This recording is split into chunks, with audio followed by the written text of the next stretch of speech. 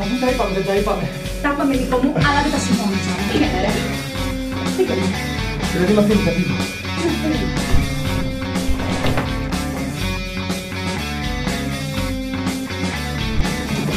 Εύχομαι ρε πούστη να δουλεύεις στο καράβι και να σε ξεπράσει το κύμα του λέντο. Μαλάκα!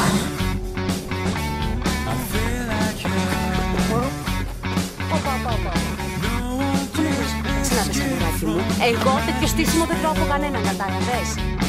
Κάτσε να σου εξηγήσω τα κορδόνια μου. Και κορδόνια σου ρε, που πας με αυτή τη γραβάτα.